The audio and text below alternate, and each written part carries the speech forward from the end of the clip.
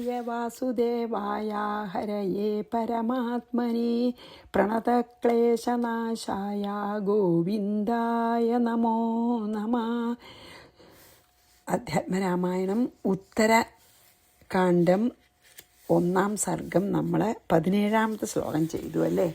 എന്താച്ചാൽ ഭഗവാൻ എന്താ പറയുക വെച്ചാൽ വില്ലെടുത്ത് പിടിച്ചാൽ പിന്നെ ഭഗവാൻ വില്ലെടുത്ത് പിടിച്ചങ്ങോട്ട് പുറപ്പെട്ടാൽ പിന്നെ 3 ലോകങ്ങളെയും ജയിക്കാൻ അങ്ങ് സമർത്ഥനാണെന്നുള്ളത് ഉറപ്പാണ്. ഈ രാവണാദികളായിട്ടുള്ള സർവ്വരാക്ഷസന്മാരും അങ്ങയാൽ സംഹരിക്കപ്പെട്ടത് ഭാഗ്യമായി എന്ന് പറഞ്ഞു അല്ലേ. ഇനി 18. ശക്യമേ തന്മഹാബാഹോ രാവണസ്യ നിബർഹണം അശക്യമേതൽ സംപ്രാപ്തം രാവണേര്യനിഷൂദനം. മഹാബാഹോ, അതായത് മഹാബാഹോ എന്ന് പറഞ്ഞാൽ വളരെയധികം കൈ കൊണ്ടെല്ലാം ചെയ്യാൻ പറ്റുന്ന ആളാണല്ലോ, വലിയ കൈകളോട് കൂടിയതെന്നൊക്കെ പറയാം. അതായത് ഭഗവാന്റെ കൈയിൻ്റെ ശക്തിക്ക് കണക്കില്ലല്ലോ. മഹാബാഹോ ഏതത് രാവണസ്യ നിബർഹണം, ഈ രാവണൻ്റെ നിഗ്രഹം ശക്യം സാധിക്കുന്നത് തന്നെ രാവണിയുടെ നിഷൂദനം വധം യാതൊന്നോ അശക്യം ഏതത് അസാധ്യമായ ഇത് സംപ്രാപ്ത സാധിച്ചു. എന്താ പറഞ്ഞ വെച്ചാൽ ഹേ മഹാബാഹോ, രാവണ സംഹാരം അല്ലെങ്കിൽ രാവണ നിഗ്രഹം സാധിക്കാവുന്നത് തന്നെയാണ്. പക്ഷേ രാവണനെ നിഗ്രഹിക്കാൻ അത്ര വശമില്ല. പക്ഷെ രാവണി ചെന്ന രാവണൻ്റെ മകൻ, രാവണൻ്റെ പുത്രനായ ഇന്ദ്രജിത്തിൻ്റെ വധ ഉണ്ടല്ലോ, അതാണ് അതിലധികം അത്ഭുതം. അത് ഇന്ദ്രജിത്തിനെ വധിക്കാൻ സാധിച്ചത് അതിലേറെ ഭാഗ്യമായി. കാരണം ദേവന്മാർക്കൊന്നും വധിക്കാൻ സാധിക്കില്ല, ഭയങ്കര ശക്തിമാന. അപ്പോൾ രാവണനെ വധിച്ചു, അതന്നെ ഭാഗ്യം. രാവണൻ്റെ മകൻ ഇന്ദ്രജിത്തിനെ വധിച്ചത് അതിലേറെ അത്ഭുതവും ഭാഗ്യമാണ് എന്നാണ് പറഞ്ഞത്. ശക്യമേ തന്മഹാബാഹോ രാവണസ്യ നിബർഹണം അശക്യമേതൽ സംപ്രാപ്തം രാവണേര്യനിഷൂദനം. 19. അന്തകപ്രതിമാഹ സർവേ കുംഭകർണാദയോ മൃധേ അന്തകപ്രതിമൈർബാണൈർ ഹതാസ്തേ രഘുസത്തമ.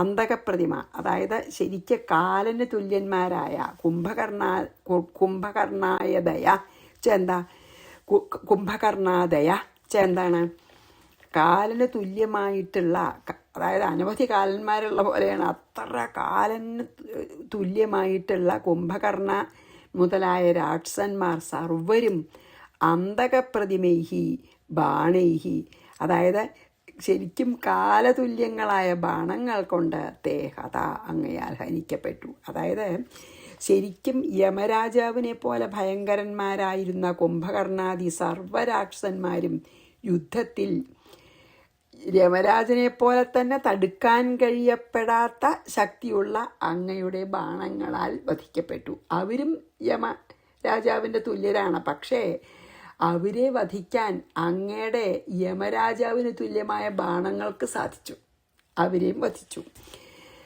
അന്തകപ്രതിമാഹ സർവേ കുംഭകർണാദയോ മൃഥച്ച യുദ്ധത്തിലെ അന്തകപ്രതിമൈർ ബാണൈർ ഹതാസ്തേ രഘുസത്തമ. അതായത് അവർ അന്തകൻ പോലെ ശക്തിയുള്ളതാണ്, ഭഗവാന്റെ ബാണങ്ങളും അതെ അതിലധികം ശക്തിയുള്ളതാണ്. ദത്താചേയം ത്വയാസ്മാകം പുരാഹ്യഭയദക്ഷിണ ഹത്വാ രക്ഷോഗണാൻ സംഖ്യേ കൃതകൃത്യോദ്യജീവസി.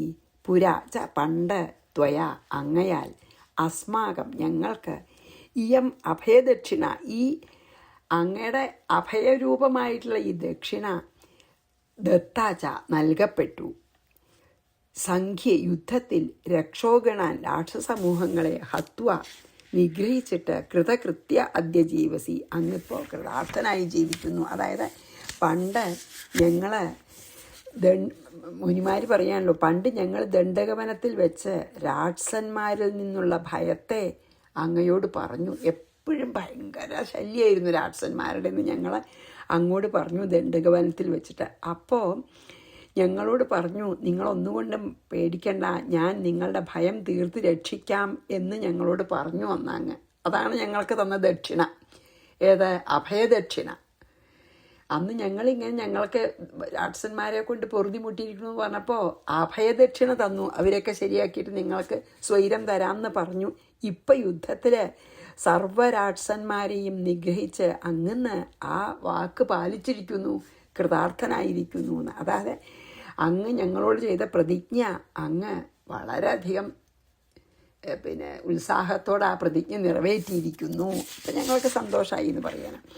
ദത്താചേയം ത്വയാസ്മാകം പുരാ ഹ്യഭയദക്ഷിണ ഹത്വാ രക്ഷോ ഗണാൻ സംഖ്യേ കൃതകൃത്യോദ്യജീവസി. അവരവരുടെ നന്ദി പറയണം, സന്തോഷം. ശ്രുത്വാ തു ഭാഷിതം തേഷാം മുനീനാം ഭാവിതാത്മനം വിസ്മയം പരമം ഗത്വാ രാമ പ്രാഞ്ജലിരബ്രവീത്. ഭാവിതാത്മാനം ഇങ്ങനെയുള്ള ഇങ്ങനെ മനസ്സിൽ സന്തോഷത്തോടു കൂടിയ തേഷാം ആ മുനിമാരുടെ ഭാഷിതം വാക്കുകളെ ശ്രുത്വ കേട്ടിട്ട് പരമം വിസ്മയം അത്യന്തം ആശ്ചര്യത്തെ ഗത്വ പ്രാപിച്ചിട്ട് പ്രാഞ്ജലി രാമ, അതായത് അഞ്ജലിബദ്ധനായിട്ട് രാമൻ അവരോട് പറഞ്ഞു എന്ന്. ഇങ്ങനെ എപ്പോഴും ആത്മാവിനെ തന്നെ ധ്യാനിച്ചു കൊണ്ടിരിക്കുന്ന, അതാണ് ഭവിതാത്മനാം എന്ന് പറഞ്ഞ ഈ മുനിമാരൊക്കെ അങ്ങനെയല്ലേ. അവരുടെ ഉള്ളിലുള്ള ആ ജ്ഞാനാനന്ദ സ്വരൂപനായിട്ടുള്ള ആത്മാവിനെ എപ്പോഴും ധ്യാനിച്ചു കൊണ്ടിരിക്കുന്ന ആ മുനിമാരുടെ വാക്ക് കേട്ടപ്പോൾ ആശ്ചര്യപ്പെട്ടിട്ട് രാമൻ കൈകൂപ്പിക്കൊണ്ട് അവരോട് പറഞ്ഞു. ശ്രുത്വാതു ഭാഷിതം തേഷാം മുനീനാം ഭാവിതാത്മനാം വിസ്മയം പരമം ഗത്വാ രാമ പ്രാഞ്ജലിരബ്രവീത്. രാവണാദീനതിക്രമ്യ കുംഭകർണാദിരാക്ഷസാൻ ത്രിലോകജൈനോ ഹിത്വാ കിം പ്രശംസത രാവണിം.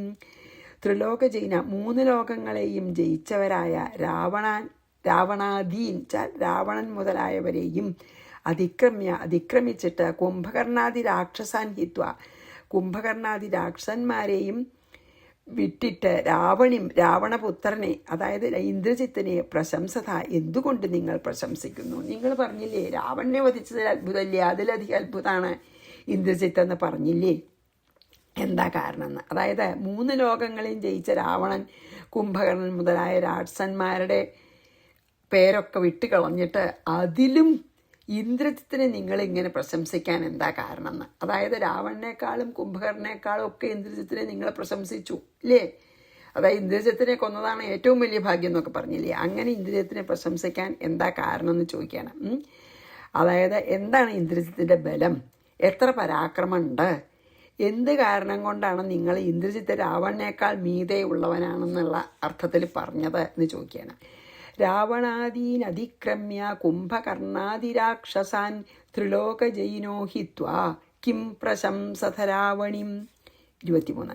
തതസ്ത്വദ്വചനം ശ്രുത്വാ രാഘവസ്യ മഹാത്മന കുംഭയോനിർമഹാതേജോ രാമം പ്രീത്യാവചോബ്രവീത്. അപ്പം അതിന് ഉത്തരം പറയണം മഹർഷിമാർ. തഥ മഹാത്മന രാഘവസ്യ, അങ്ങനെ മഹാത്മാവായ ശ്രീരാമചന്ദ്രൻ്റെ തദ്വചനം ആ വാക്കുകളെ ശ്രുത്വ കേട്ടിട്ട് മഹാതേജാഹ വലിയ തേജസ്സോടുകൂടിയ കുംഭയോനി അഗസ്ത്യൻ കുംഭത്തു നിന്നുണ്ടായതാണല്ലോ. അഗസ്ത്യൻ പ്രീത്യ സന്തോഷത്തോടു കൂടി രാമനോട് വച അബ്രവീത്. അഗസ്ത്യനാണ് ഇപ്പോൾ ഇവരുടെ ലീഡർ. അഗസ്ത്യനാണ് ഈ മുനിമാരുടെ നേതാവായിട്ട് ഇപ്പോൾ പറയണത്, മുനിമാരെ റെപ്രസെൻ്റ് ചെയ്തിട്ട്. അതിനുശേഷം മഹാത്മാവായിട്ടുള്ള ശ്രീരാമചന്ദ്ര ഭഗവാന്റെ ആ ചോദ്യം കേട്ടിട്ട് മഹാതപസ്വിയായിട്ടുള്ള അഗസ്ത്യൻ സന്തോഷത്തോടെ രാമനോട് പറഞ്ഞു. തതസ്ത്വദ്വചനം ശ്രുത്വാ രാഘവസ്യ മഹാത്മന കുംഭയോനിർമഹാതേജോ രാമം പ്രീത്യാവചോബ്രവീത്. എന്താ പറഞ്ഞത് അഗസ്ത്യൻ? ശൃണു രാമ യഥാ വൃത്തം രാവണേ രാവണസ്യ ച ജന്മകർമ്മവരാദാനം സംക്ഷേപാദ്ഗതോ മമ. രാമ, ഹേ ശ്രീരാമ ഭഗവാനെ, രാവണൻ്റെ മകൻ്റെയും രാവണേ എന്നാണ്. അപ്പം ഇന്ദ്രജിത്തിൻ്റെയും രാവണസ്യ ച രാവണൻ്റെയും ജന്മകർമ്മ വരാദാനം, ജനനം, അവരുടെ കർമ്മം, വരഗ്രഹണം, എന്ത് വരാണ് അവർക്ക് കിട്ടിയതെന്നുള്ളത്, അവരുടെ ജന്മം, അവരുടെ കർമ്മം, അവർക്ക് എന്ത് വരാൻ ലഭിച്ചത്, ഇവയെ സംക്ഷേപാത് ചുരുക്കമായിട്ട് യഥാവൃത്തം ഗതതാ മമ ഉണ്ടായ പോലെ ഞാൻ ശൃണു പറയാം, അത് കേട്ടാലും. ഹേ ശ്രീരാമചന്ദ്ര ഭഗവാനെ, ഇന്ദ്രജിത്തിൻ്റെയും രാവണൻ്റെയും ജനനം, അവരുടെ തപസ്, അവരുടെ കർമ്മം, അവരുടെ തപസ്, പിന്നെ ബ്രഹ്മാവിൽ നിന്ന് അവർക്ക് എങ്ങനെയാണ് വരം ലഭിച്ചത്, ഇതിനെയൊക്കെ ഞാൻ എങ്ങനെ ഉണ്ടായേ അതുപോലെ സത്യമായിട്ട് ചുരുക്കി പറയാം, കേട്ടോളൂ എന്ന് പറഞ്ഞു. ശൃണു രാമ യഥാവൃത്തം രാവണേ രാവണസ്യ ച ജന്മകർമ്മവരാദാനം സംക്ഷേപാദ്ഗതോ മമ. ഞാൻ പറയാം ചുരുക്കിയിട്ടത്. പുരാകൃതയുഗേ രാമ പുലസ്ത്യോ ബ്രാഹ്മണസുതാ തപസ്തപ്തും ഗതോ വിദ്വാൻ മേരോഹ പാർശ്വം മഹാമതി. ഹേ രാമ, കൃതയുഗേ, പണ്ട് കൃതയുഗത്തിൽ, ഇതിപ്പോൾ ത്രേതായുഗത്തിലാണല്ലോ ശ്രീരാമൻ, അതിൻ്റെ മുമ്പത്തെ യുഗം, അതായത് ആദ്യത്തെ യുഗം, പ്രളയം കഴിഞ്ഞിട്ട് ആദ്യത്തെ യുഗം. അപ്പോൾ പണ്ട് കൃതയുഗത്തിൽ ബ്രഹ്മണസുത മഹാമതി വിദ്വാൻ പുലസ്ത്യ, ബ്രഹ്മാവിൻ്റെ മകനും മഹാബുദ്ധിമാനും, മഹാമതി എന്ന് പറഞ്ഞു അല്ലേ, മഹാബുദ്ധിമാനും വിദ്വാനുമായ പുലസ്ത്യൻ തപഹ തപ്തും തപസ്സു ചെയ്യാനായിക്കൊണ്ട് മേരോഹ പാർശ്വം, മേരുപാർശ്വത്തെ, മേരുപർവ്വതത്തിൻ്റെ പാർശ്വങ്ങളെ ഗമിച്ചു. കഥ പറയണം. എന്തുകൊണ്ടാണ് ഇന്ദ്രജിത്തിനും രാവണനൊക്കെ എത്ര, അല്ലെങ്കിൽ രാവണന് നല്ല കഴിവുണ്ട്, അതിനൊക്കെ കഴിവുള്ള ഇന്ദ്രജിത്തെ പറയാൻ കാരണം എന്താണെന്ന് പറയാൻ കേട്ടോ കഥ. അല്ലയോ ശ്രീരാമഭഗവാനെ, പണ്ട് കൃതയുഗത്തിൽ ബ്രഹ്മാവിൻ്റെ മകനും മഹാബുദ്ധിമാനും വിദ്വാനുമായ പുലസ്ത്യൻ തപസ് ചെയ്യാനായിട്ട് മേരുപർവ്വതത്തിൻ്റെ പാർശ്വങ്ങളിൽ താഴ്വരയിൽ ചെന്നു. പുരാകൃതയുഗേ രാമ പുലസ്ത്യോ ബ്രഹ്മണസുത തപസ്തപ്തും തതോ ഗതോ വിദ്വാൻ മേരോഹ പാർശ്വം മഹാമതി. 26.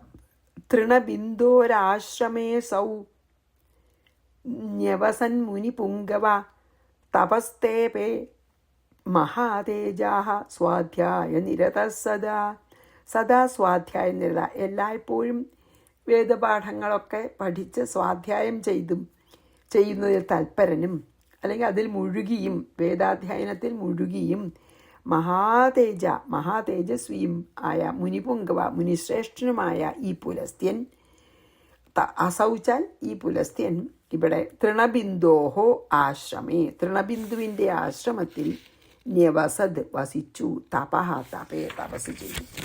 അപ്പോൾ ഈ മഹാതേജസ്വിയായിട്ടുള്ള പുലസ്ത്യൻ തൃണബിന്ദു എന്ന് പറഞ്ഞൊരു മഹർഷിയുടെ ആശ്രമത്തിൽ വസിച്ചു.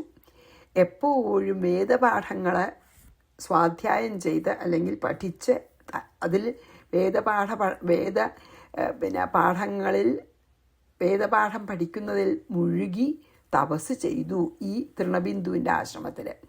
മുനിമാരിൽ വെച്ച് അങ്ങനെ ശ്രേഷ്ഠനായിത്തീർന്നു. ഒരുപാട് കാലം തപസ് ചെയ്തു തൃണബിന്ദുവിൻ്റെ ആശ്രമത്തിൽ വസിച്ചിട്ട് മേരുപർവ്വതത്തിൻ്റെ പാർശ്വങ്ങളിൽ. തൃണബിന്ദോരാശ്രമേ സൗ ന്യവസൻ മുനിപുങ്കവ തപസ്തേപേ മഹാതേജാഹ സ്വാധ്യായ നിരത സദാ. അപ്പം നല്ല തപശക്തി ഉണ്ടാവുമല്ലോ. എന്നിട്ട് 27. തത്രാശ്രമേ മഹാരമ്യേ ദേവഗന്ധർവകന്യകാ ഗായന്ത്യോ നൃതുസ്തത്ര ഹസന്ത്യോ വാദയന്തി ച പുലസ്ത്യസ്യ തപോവിഘ്നം ചക്രു സർവാ അനിന്ദിതാഹ. മഹാരമ്യേ തത്ര ആശ്രമേ, നല്ല മനോഹരമായിട്ടുള്ള രമണീയം, ആരമ്യം അതാണ് മഹാരമ്യം, അത്ര മനോഹരമായിട്ടുള്ള ആശ്രമത്തിൽ അനിന്ദിതാഹ ദേവഗന്ധർവ കന്യകാഹ, നല്ല സുന്ദരികളായിട്ടുള്ള ദേവഗന്ധർവ കന്യകമാർ ഗായന്ത്യ പാട്ട് പാടുന്നവരും ഹസന്ത്യ ചിരിക്കുന്നവരുമായിട്ട് പുലസ്ത്യൻ്റെ തപോവിഘ്നം ചക്രു, തപസ്സിന് വിഘ്നം ഉണ്ടാക്കി ഈ ദേവഗന്ധർവ കന്യകമാർ. വാദയന്തി ച, വാദ്യഘോഷങ്ങളും ഉണ്ടാക്കി, അതായത് അവർ ഈ ഡാൻസൊക്കെ ചെയ്യുമ്പോൾ വാദ്യഘോഷങ്ങൾ മുഴക്കി. സർവാ തത്ര നൃതു, എല്ലാവരും അവിടെ വന്ന് നൃത്തം ചെയ്തു. അതായത് മനസ്സിന് വളരെ ആനന്ദം നൽകുന്ന മനോഹരമായിട്ടുള്ള ആ ആശ്രമത്തിൻ്റെ അടുത്ത് വന്നിട്ട് അതിസുന്ദരികളായിട്ടുള്ള ദേവഗന്ധർവ കന്യകമാർ പാട്ടും ചിരിയും വാദ്യഘോഷങ്ങളും കളിയും കൊണ്ട് പുലസ്ത്യൻ്റെ തപസ്സിനെ വിഘ്നപ്പെടുത്തിയെന്ന് ഇവർ വന്നിട്ട്. തത്രാശ്രമേ മഹാരമ്യേ ദേവഗന്ധർവ കന്യകാ ഗായന്ത്യോ പാടുക, നൃതുസ്തത്ര നൃത്തം ചെയ്യുക, ഹസന്ത്യോ ചിരിക്കുക ഉറക്കെ, വാദയന്തി വാദ്യങ്ങൾ മുഴക്കുക, വാദയന്തി ച പുലസ്തസ്യ തപോവിഘ്നം ചക്രു, പുലസ്ത്യന് തപോവിഘ്നം ഉണ്ടാക്കി. സർവ അനിന്ദിത, ഈ സുന്ദരികളായിട്ടുള്ള ദേവഗന്ധർവ സ്ത്രീകൾ. 28. തഥാ ക്രുദ്ധോ മഹാതേജ വ്യാജഹാരവചോർത്ഥവത് യാ മേ ദൃഷ്ടിപദം ഗച്ഛേത് സാ ഗർഭം ധാരയിഷ്യതി താ സർവാ ശാപസംവിഘ്ന നതം ദേശം പ്രചക്രമു. തഥ ക്രുദ്ധ മഹാതേജ. അപ്പോൾ തേജസ്വിയായിട്ടുള്ള ഈ പുലസ്ത്യൻ കോപിച്ചു. എന്നിട്ട് അർത്ഥവത് വച, എന്നിട്ട് വളരെ അർത്ഥമുള്ള വാക്കുകളെ വ്യാജഹാര അവരിൽ വർഷിച്ചു. എന്താ? മേ ദൃഷ്ടിപഥം, എൻ്റെ കണ്ണിൻ്റെ മുമ്പിൽ യാ ഗച്ഛേത്, ഏതൊരാൾ പ്രവേശിക്കുമോ സാ ഗർഭം ധാരയിഷ്യതി, അവൾ ഗർഭം ധരിക്കും. അതാണ് പറഞ്ഞത്. ആ ദേഷ്യം വന്നപ്പോൾ പുലസ്ത്യൻ പറഞ്ഞു, ആരാണ് എൻ്റെ കണ്ണിൻ്റെ മുമ്പിൽ വന്ന് പെടുന്നത് അവർ ഗർഭം ധരിക്കും.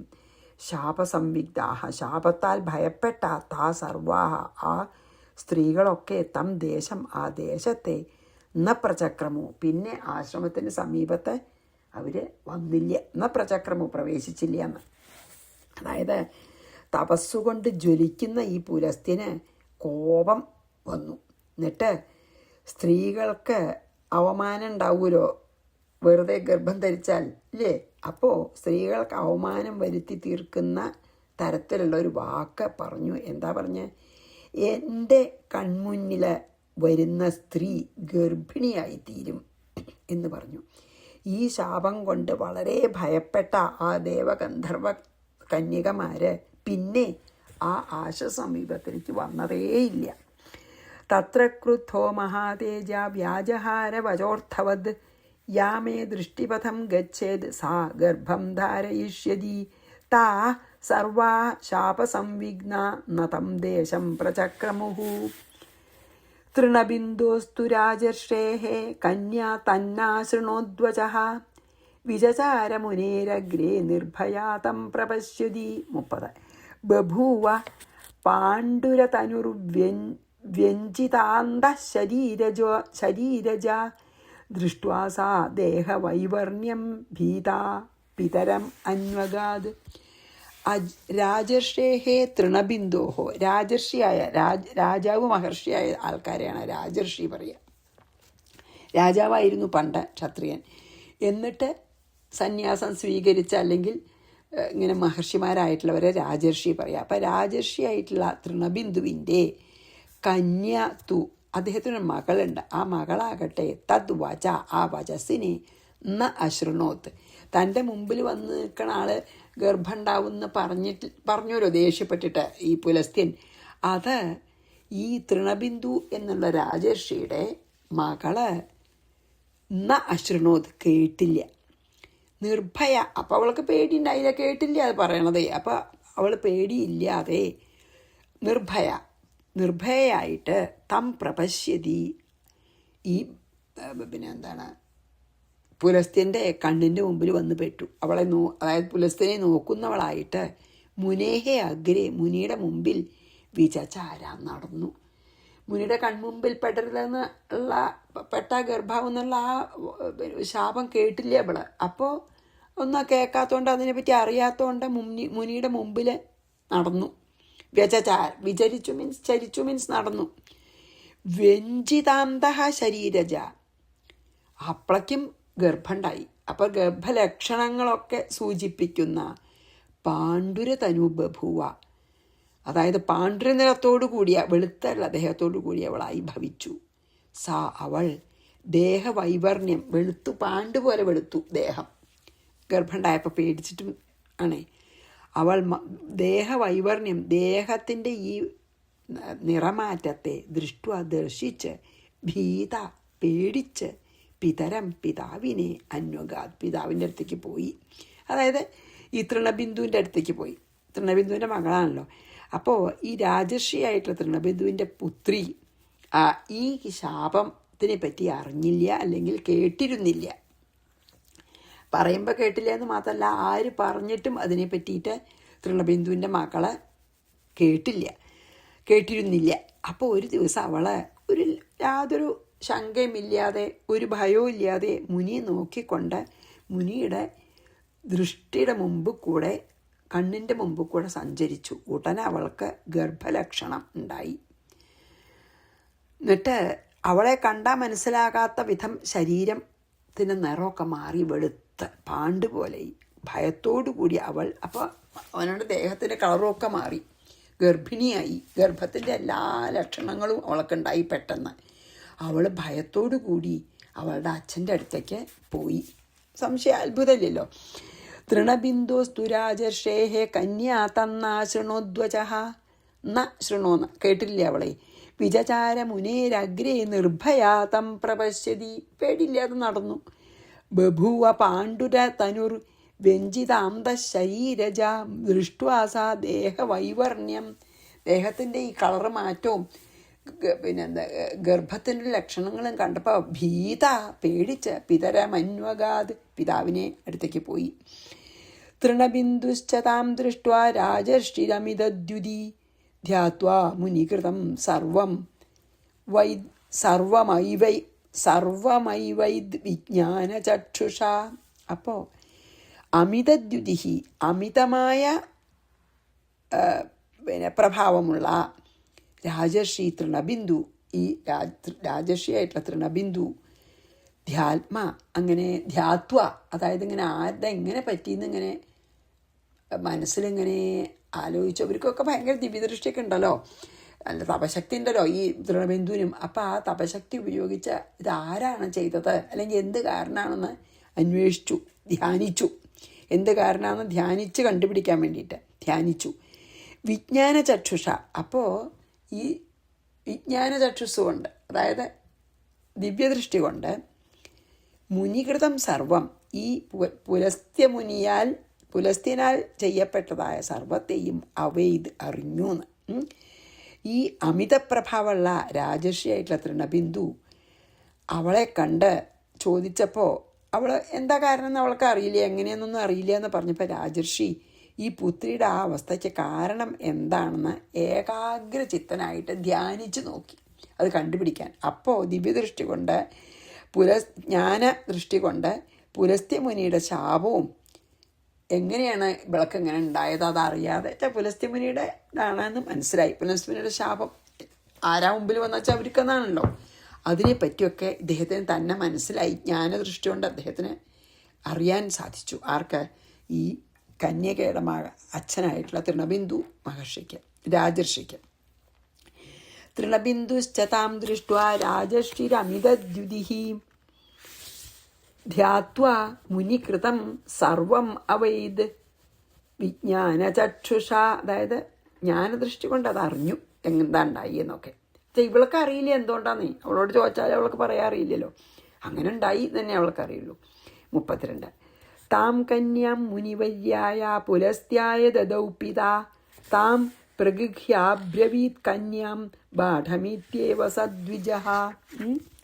32 താം കന്യാം, ആ കന്യകയെ പിതാവ് മുനിവര്യായ പുലസ്ത്യായ. ഇങ്ങനെ സംഭവിച്ചാൽ പിന്നെ എന്തു ചെയ്തു ഈ തൃണബിന്ദു? മുനിശ്രേഷ്ഠനായ പുലസ്ത്യന് ദദൗ നൽകി. പുലസ്ത്യൻ കാരണമല്ലേ ഇപ്പോൾ പുലസ്ത്യൻ്റെ ശാപം കൊണ്ടല്ലേ ഇപ്പോൾ ഗർഭം ഉണ്ടായത്. അതുകൊണ്ട് പുലസ്ത്യൻ തന്നെ ഈ കുട്ടിയെ കൊടുത്തു. താം കന്യാം, ആ കന്യകയെ പ്രഗൃഹ്യ സ്വീകരിച്ചിട്ട് ബാഠം ഇതി ഏവ, ശരി അങ്ങനെ ആവട്ടെ എന്ന് തന്നെ സദ്വിജ അബ്രവിദ്, പുലസ്ത്യൻ സമ്മതിക്കും ചെയ്തു. ആ പുത്രിയെ, അതായത് തൃണബിന്ദു രാജർഷിയുടെ പുത്രിയെ ആ തൃണബിന്ദു തൻ്റെ പുത്രിയെ പുലസ്ത്യന് കൊടുക്കാൻ നിശ്ചയിച്ചു. കാരണം പുലസ്ത്യൻ കാരനല്ലേ ഗർഭം ഉണ്ടായിരുന്ന, പുലസ്ത്യന് കൊണ്ടുപോയി നൽകിയിട്ട് നമസ്കരിക്കാം തീർച്ചയാക്കിയിട്ട്. പിതാവായിട്ടുള്ള തൃണബിന്ദു മുനിമാരിൽ ശ്രേഷ്ഠനായ പുലസ്ത്യന് തൻ്റെ പുത്രിയെ നൽകി. ആ ബ്രാഹ്മണൻ ശരി അങ്ങനെ ആവട്ടെ എന്ന് സമ്മതിച്ച് ആ കന്യകയെ സ്വീകരിച്ചു. പിന്നെയോ ഒരു ശ്ലോകം കൂടി ചെയ്ത് നമുക്ക് നിർത്താം. താം കന്യാം മുനിവര്യായ പുലസ്ത്യായ ദദൗ പിതാ താം പ്രഗൃഹ്യാബ്രവീൽ കന്യാം ബാഠമിത്യേവ സദ്വിജ. 33 ശുശ്രൂഷണ പരാം ദൃഷ്ട്വാ മുനി പ്രീതോബ്രവീദ്വചഃ ദാസ്യാമി പുത്രമേകം തേ ഉഭയോർവംശവർദ്ധനം. ശുശ്രൂഷണ പരാം ദൃഷ്ട്വാ, അപ്പം അവൾ നല്ലോണം പുലസ്ത്യ മഹർഷി നല്ലോണം ശുശ്രൂഷണത്തിൽ തൽപരയായ അവളെ ദർശിച്ചിട്ട് പ്രീത സന്തോഷമായപ്പോൾ മുനിക്ക് അവൾ വേണ്ട പോലെ ശുശ്രൂഷിച്ചു. അപ്പോൾ ഈ തൃണബിന്ദുവിൻ്റെ മകളിൽ പ്രീതനായ മുനി ഉഭയോഹോ രണ്ടുപേരുടെ വംശവർദ്ധനം വംശത്തെ വർദ്ധിപ്പിക്കുന്ന ഏകം പുത്രം, അതായത് രണ്ടുപേരുടെയും പിന്നെ പുലസ്ത്യൻ്റെയും ഈ തൃണബിന്ദുവിൻ്റെ മകളുടെയും വംശത്തിനെ വർദ്ധിപ്പിക്കുന്ന ഒരു പുത്രനെ തേ ദാസ്യാമി നിനക്കു ദാനം ചെയ്യുന്നതിന് എന്ന് വച അബ്രവീത്. അപ്പോൾ പുലസ്ത്യനെ വേണ്ട പോലെ ശുശ്രൂഷ ചെയ്യുന്നതിൽ അത്ര ശ്രദ്ധയോടുകൂടിയ അവളെ കണ്ടിട്ട് വളരെ സന്തുഷ്ടനായിട്ട് മുനി പറഞ്ഞു, നമ്മൾ രണ്ടുപേരുടെയും വംശത്തിന് അഭിവൃദ്ധി ഉണ്ടാക്കുന്ന തരത്തിലുള്ള ഒരു പുത്രനെ ഞാൻ നിനക്ക് നൽകാം എന്ന് പറഞ്ഞു. അനുഗ്രഹിച്ചു. ഇപ്പോൾ ഗർഭിണിയായിരിക്കുകയാണല്ലോ, നല്ലൊരു പുത്രൻ ഉണ്ടാവട്ടെ എന്നർത്ഥം, രണ്ടാളെയും വംശത്തിന് വർധന ഉണ്ടാവണത് എന്ന് പറഞ്ഞ് നമുക്ക് നിർത്താം. 33 വായിച്ചിട്ട് ശുശ്രൂഷണ പരാം ദൃഷ്ട്വാ മുനിഹി പ്രീതോബ്രവീത് വച ദാസ്യാമി പുത്രമേകം തേ ഉഭയോർ വംശവർദ്ധനം. ശ്രീകൃഷ്ണാർപ്പണമസ്തു. സർവത്ര ഗോവിന്ദനാമ സങ്കീർത്തനം. ഗോവിന്ദ ഗോവിന്ദ. ശ്രീ സീതാലക്ഷ്മണ ഹനുമൽ സമേത ശ്രീരാമചന്ദ്രസ്വാമിനേ നമ. ഗുരുവായൂരപ്പ ശരണം.